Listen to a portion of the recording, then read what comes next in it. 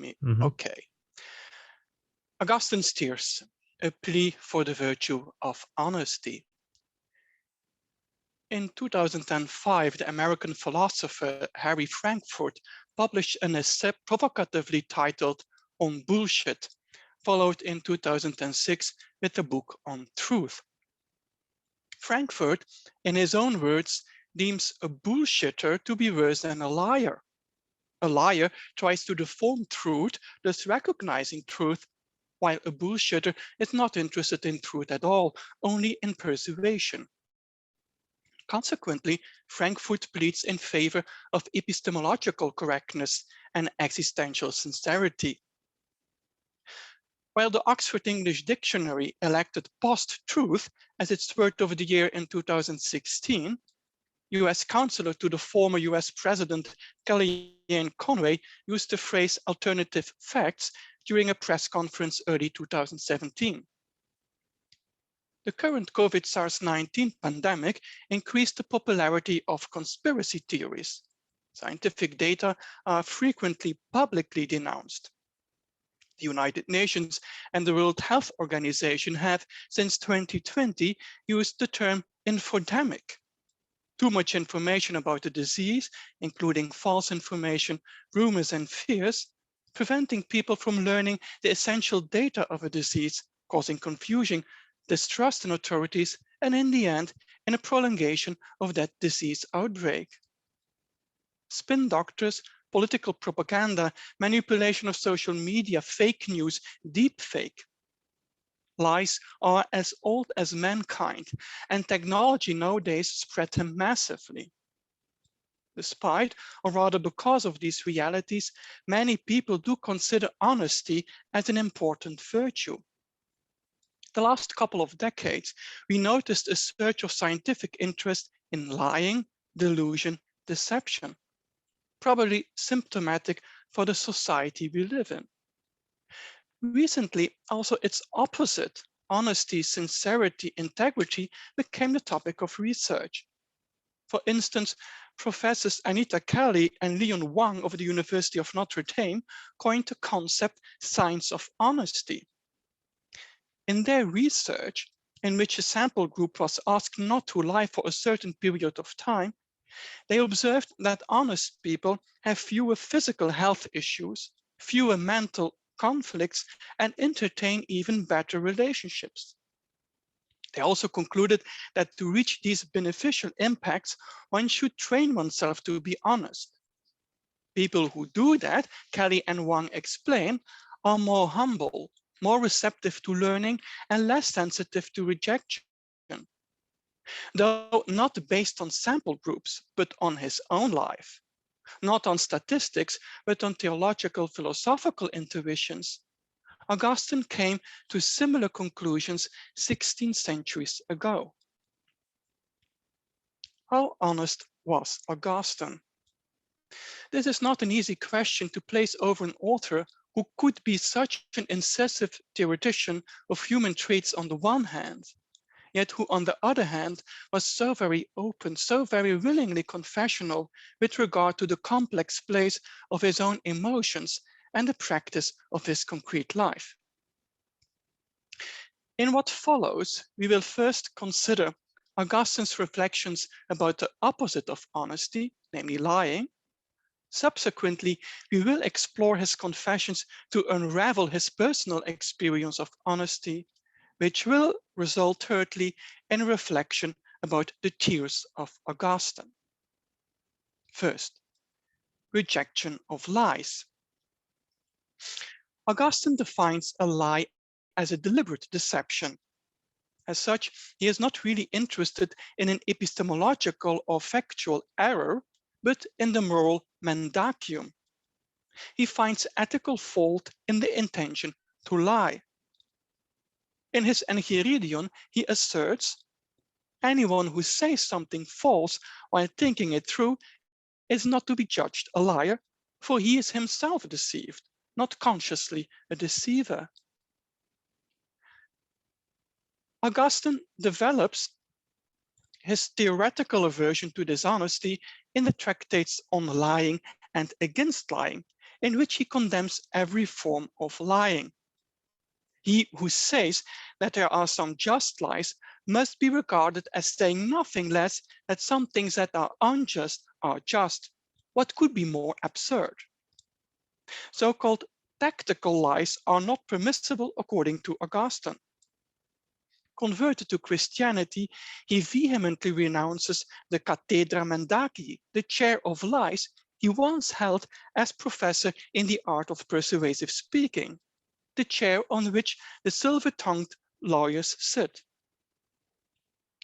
Roberto Darro, in his 1994 article, Eloquent Lies, Just Wars, and the Politics of Persuasion, shows that the first 5 books of Augustine's De Civitate Dei are intended to dismiss the political propaganda of the Roman Empire as a rhetoric of lies. Even more, Augustine rebukes all forms of so-called white lies or small lies, since he asserts that by definition, an innocent or harmless lie never exists. Augustine warns, there are many kinds of lies, all of which we should detest uniformly, for there is no lie which is not contrary to truth. Augustine apodictically declares that every lie is a sin. Lying is a deliberate choice not to be honest, and thus it automatically implies a rupture with your fellow man, and above all, with God. Lying makes every relation with God, whom is the truth, impossible. If you think it's better to lie to persons because you fear the truth would harm them, you nevertheless harm them. Because you alienate them from reality, you deform their reality. The latter insight helps to understand us that in addition to considering a lie as a moral flaw, as sin, Augustine believes lies to have also an ontological impact as they disrupt the right order. In his book, City of God, he will therefore recommend, tell the truth even when it hurts. Augustine pleads to be truthful and authentic, always, everywhere, in all circumstances. In his own life, Augustine certainly tried to live according to this standard. However, in one notable application of it, it seems it was hard for him to be completely honest, or at least to give an unbiased account of affairs. This was whenever he found himself engaged in theological controversies, in particular those with the Manichaeans, Donatists, and Pelagians. Over the last number of years, Augustine's sermons, a very rich and elaborate collection of sources that were somewhat forgotten, received a renewed attention, both by researchers and those retrieving spiritual inspiration in Augustine's ideas. We have to admit that in the sermons that exhibit an express polemical intent, there can be little doubt that Augustine took the active choice to presenting the ideas of his opponents in tactical ways. That is to say that there is a consensus among scholars that Augustine would go so far sometimes as to exaggerate the flaws, or we should say what he considered to be the flaws, in the arguments of his adversaries, in order to be able to disregard them more similarly or dramatically. His prerogative was to be able to present them to his audience as plainly heterodox.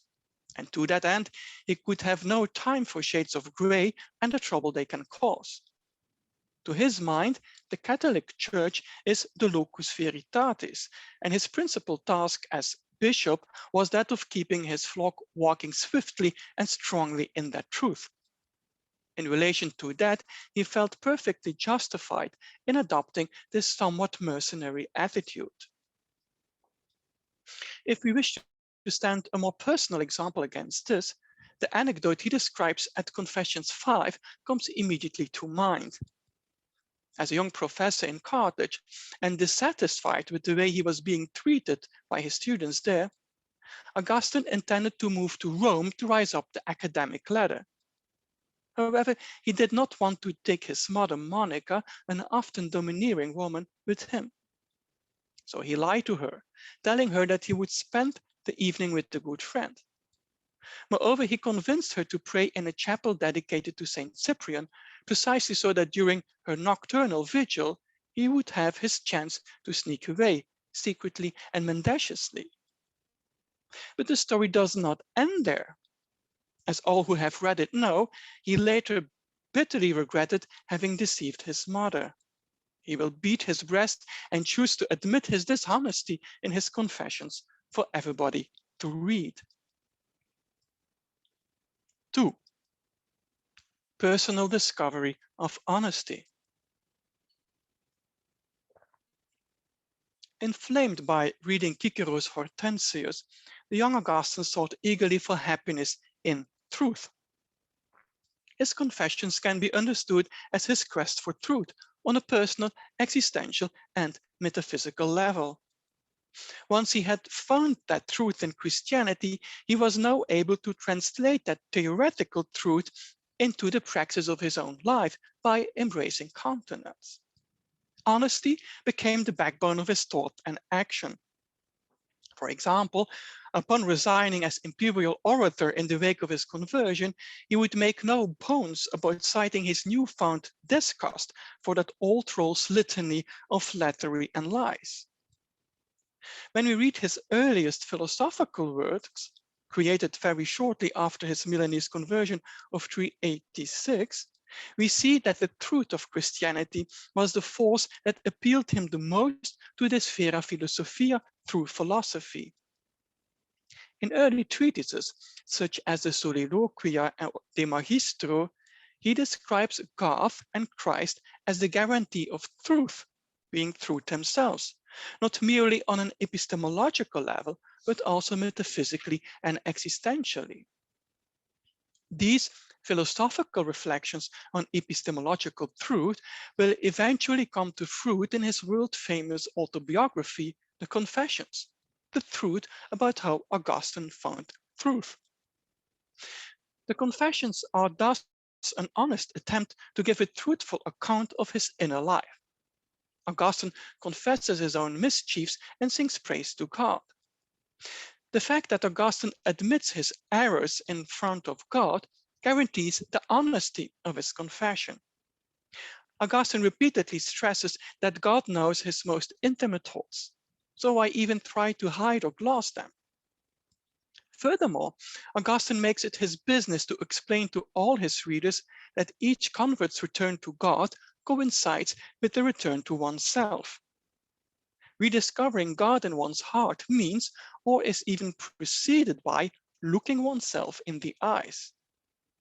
And because one is now stripped of every facade in the stark light of conversion's new day, this confrontation with oneself is a painful one. Augustine formulates this strongly. You took me up from behind my own back, where I had placed myself because I did not wish to observe myself. And you set me before my face so that I should see how vile I was, how twisted and filthy, covered in sores and ulcers. And I looked and I was appalled, but there was no way of escaping from myself. Confessing is the opposite of lying. It is the only path towards honesty. This is Augustine's program in the Confessions. He wants to do truth, veritatem facere. And this he considers to be a lifelong and continuous project. Now, we come to the crux of Augustine's Confessions and to his existential understanding of lying. When you formulate lies with your mouth, you are actually doing that with your heart. External words and internal sincerity are intrinsically linked. For that reason, he preaches in his commentary on Psalm 39, your lips and your heart must be in agreement. If you seek peace from God, be reconciled with yourself. Let there be no harmful conflict between your mouth and your heart. Lord, you know that what the lips utter is also in the heart.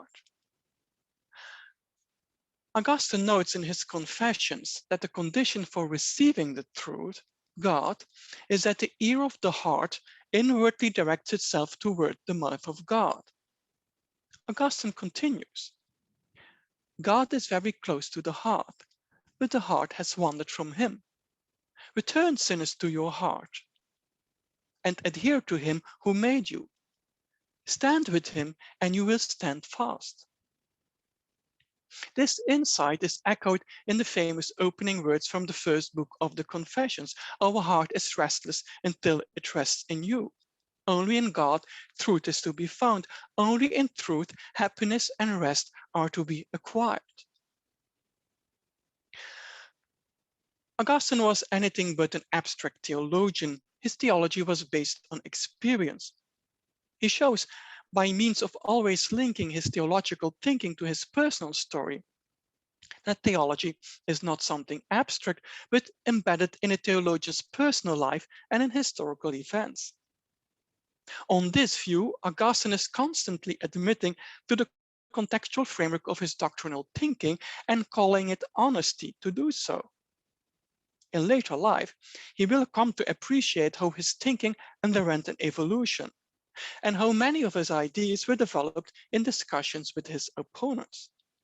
He will readily admit that as a young theologian, he did not think in the same way that he did as an older and more experienced bishop. Finally, he would formalize this self-criticism in a work called Reconsiderations, which he would write near the end of his life. In it, he would survey chronologically and methodologically the totality of his writings, noting, correcting, and explaining any mistakes he believed himself to have made.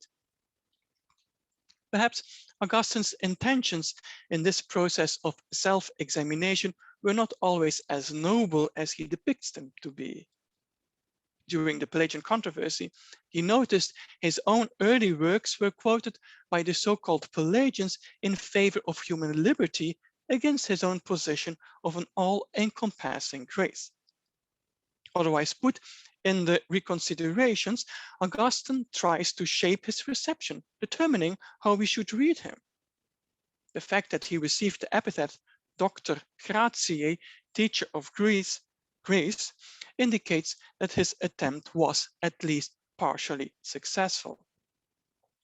Additionally, Augustine would leave the door open for others to correct him.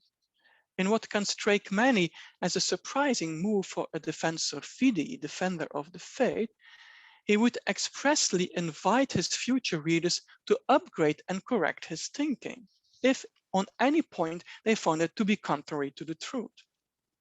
While doing this, he made his conception of the truth inseparable from his conception of the human condition, the source of error and deception, and grace, the source of truth.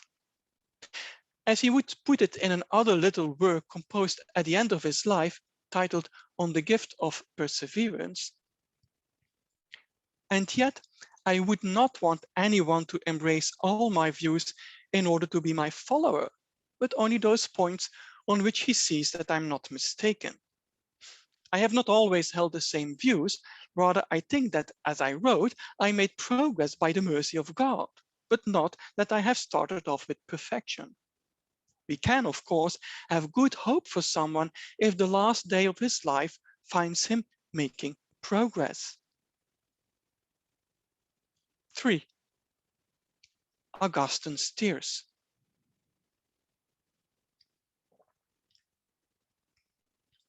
The burning heart, pierced with arrows, is the most famous iconographical symbol associated with Augustine. Given Augustine's fundamental honesty, we would plead now to rediscover another iconographical tradition, Augustine's tears. For example, artists depicted him crying under an olive tree at the moment of his conversion in a Milanese garden in 386, as he narrated to us in his Confessions. Or almost 35 years later, crying on his deathbed, contemplating the life he has lived, according to the description in the Life of Augustine penned by his dear friend Posidonius. Being completely honest about himself, Augustine bursts into tears at crucial moments in his life. Introducing the fifth book of his Confessions, Augustine describes the conversion of sinners, notably his own return to God, as a double process of weeping. First, realizing that they have turned away from God, sinners lament their sin of deserting their Creator. The Creator, however, never abandons his creatures. Once they convert and cry at God's breast, he comforts them, dries their tears. Then they cry a second time, now out of joy. Once sinners, they are forgiven now. Once lost, they are found again. Tears to lament one's misery, tears to express joy, coinciding with the fundamental structure and objective of the Confessions expressed in its Latin meaning: to confess sin, to praise God. Giselle Mathieu Castellani wrote a decade ago a somewhat neglected but interesting booklet entitled Les Larmes d'Augustin, The Tears of Augustine. She writes about the music, the poetry of Augustine's tears. Each important moment of Augustine's life is accompanied by tears. We read, for instance, in his Confessions about his tears when he was punished as a child, when he mourned about the death of a close friend, when his heart was broken when he sent away his girlfriend, when his beloved mother Monica passed away. We also remember the tears Monica shed for the turbulent young Augustine, and those he himself shed when he was in a depressive state and mental deadlock in Milan prior to his conversion. In other parts of his oeuvre, we find testimony of his tears. For instance, when his son Adeodatus died much too early, when his friend Marcellinus was unjustly decapitated, and when the Donatist controversy turned into a bloody civil war. We can also imagine that the pastor Augustine shared the grief of his congregants, when he ministered to the sick at their sickbed, when he visited parishioners who were imprisoned because they could not pay their heavy taxes, when parents rushed to church to get their dying baby baptized. More than a mere cadence and rhythm in his life, Augustine's tears reveal a true ethic of tears. His tears teach him every time what is really important in life, what choice to make, what path to take against any form of delusion, honesty as an existential paradigm. At the same time, they teach an authentic love of tears. His tears teach him to distinguish his superficial and fleeting passions from fundamental love. Not wealth, power, ambition, or sex, but through love for God and his fellows proves able to make him happy. He learns that lesson through his tears. That is why Augustine's tears are therapeutic. They heal his soul. Augustine's tears resemble the water of the baptismal font. Each time they cleanse Augustine's thoughts, they convert his aspirations, they renew his actions. Augustine's tears are an antidote to any form of pride or arrogance, a vaccine to any form of lies and Frankfurt's bullshit. His tears express that Augustine shies from any form of dishonesty about himself, that he accepts the truth about himself, and in this movement of truthful introspection, embraces the comfort of God's divine truth. Augustine's tears taught him to understand humility. This humility eventually is the foundation of his honesty. This is the humility Kelly and Wang in their Signs of Honesty pointed at. Unfortunately, time constraints do not allow me to develop Augustine's notion of humility today, but humility is quintessential in how he understands God, the world, and the calling of each human being. In her 2019 book, Would I Lie to You?, journalist Judy Cathaler believes that honesty is not merely a shield against deception, but carries with it the amazing power to change the world. Augustine would strongly agree. A short conclusion.